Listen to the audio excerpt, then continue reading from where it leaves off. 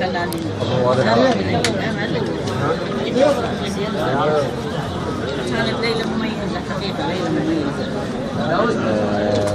قبل شوي تحكي شوي استاذ كريم خصوص محمد عبد الوهاب من قال الفن العراقي يخرج يولد لكن ما يدخل لاي دخيل، يعني الموسيقى العراقيه، المقامات العراقيه، الكلمات العراقيه، الايقاع العراقي، الايقاعات احنا اللي تصعب عليه، يعني قاطعة مثل مثلا انغام سجلت اغنية يا عمها ما سجلتها بالشكل الصحيح لانه الايقاع صعب، ايقاع الجورجينا مو كل واحد يغني، خصوصا الجورجينا الثقيله عندنا كلش صعبه، يعني هذا عبقري اللي يقدر يغني على هذا الايقاع.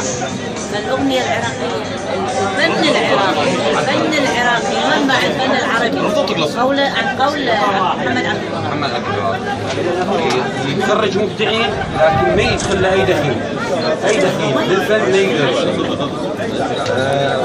تكلم عن قصيدة لا يا صديقي، قال اللي كتبها مجنون واللي غناها ولحنها أجنها بصعوبتها طول الوقت. عزيز الرسام كتبها عزيز الرسام يكتب وكاظم يلحن، كتبت ولحنت بنفس النية، ثاني يوم سجل. كل شيء شدني حقا، كل شيء اسمعه، كل شيء شدني من حيث الكلمة، اللحن والأداء. الأغاني القصائد الجديدة نزار قباني وتسمع. أنا أكون صريحة، أنا القصيدة أحبها مثل لا يا صديقي لأنه فيها مقاطع متنوعة. تعجبني القصيدة ذات الإيقاع الدقيق.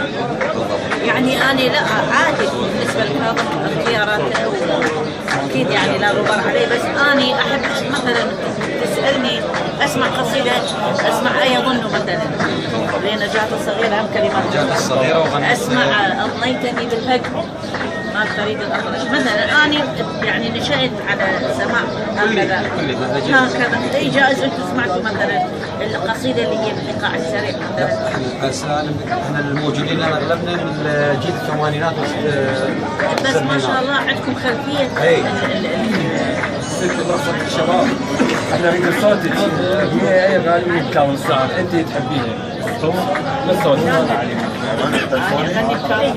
اي يعني أنا ما مجرب. انت فد ولو مقطع يعني. يعني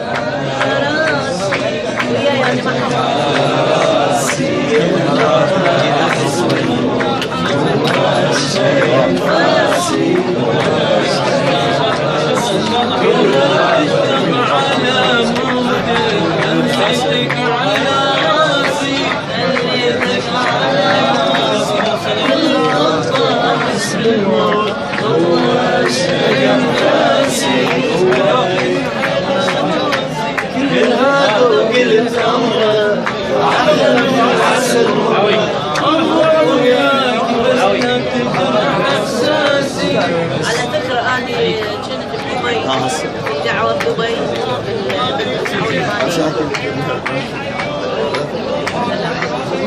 بال89 ودا أغني بحفلة وطلبوا مني فغنيت أبواب الشوحة، يعني غنيت مقطع بال89 بعد عاد هسه ناسي. كانت في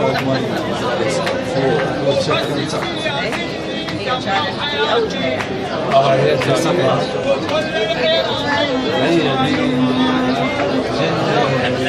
أنا بصراحة أنا مش أغاني لا تستهويني قولي إني هي بالعكس. عمار هاي عمار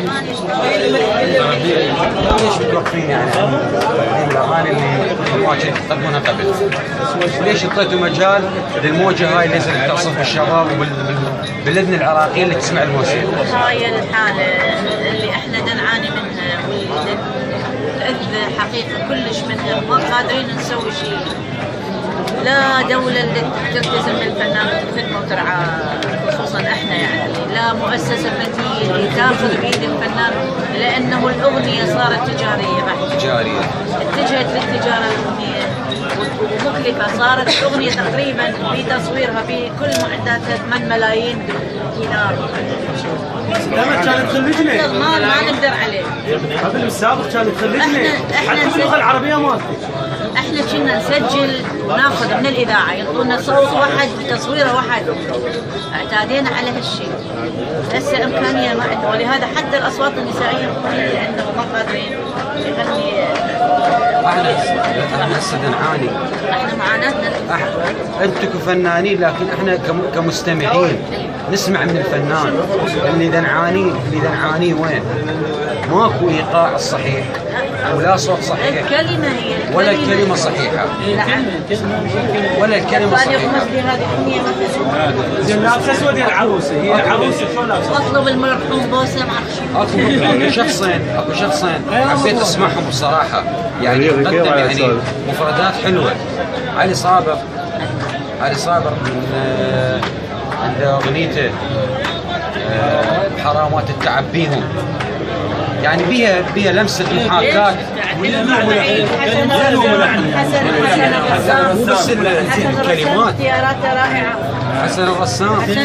امانينا نظل على البال. هاي الروح العراقيه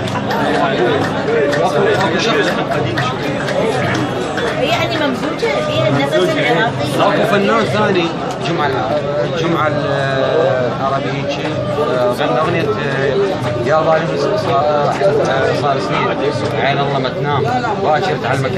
الاغنيه عند الظلم وعند المظلوم، يعني الاغنيه محاكاه للتصوير والموسيقى مالته، يعني تستوعبها تفهمها. هي انا ما اقدر اجزم 100%، لان كل 3000 اغنيه يمكن اطلع اغنيه عليها.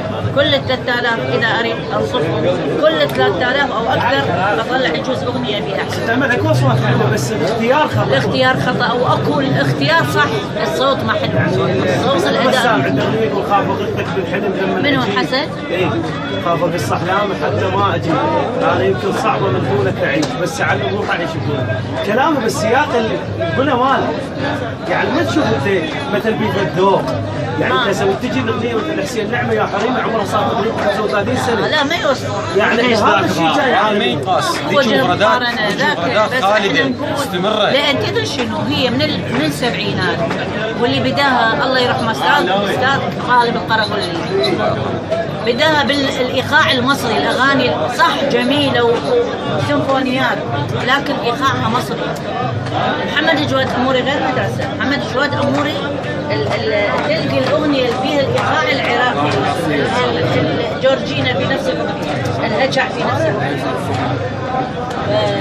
من صار الايقاع المصري دخلت بالاغنيه الحداثه، يعني في وقتها شويه انطت طابع مو الطابع العراقي.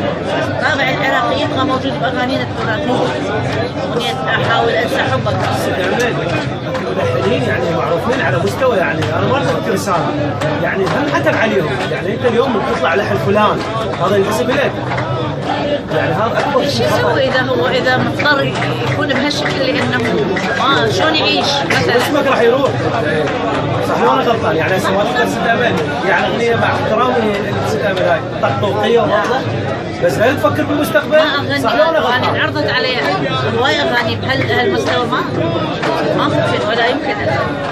هي الكلمه هي تخدم الناس، هي خدمه، هي رساله. الاغنيه رساله، الاغنيه مضمون، الاغنيه فكره تمثيليه فيها فد مضمون يخدم الناس. عبره يكون المسرحيه قبل ما خلى شيء مقاله يروي حكاية الأمثال العراقية حكمها، مو مثل مجرد مثل عابر شفاء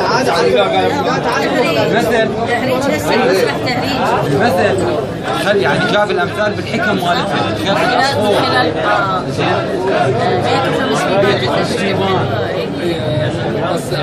السؤال هنا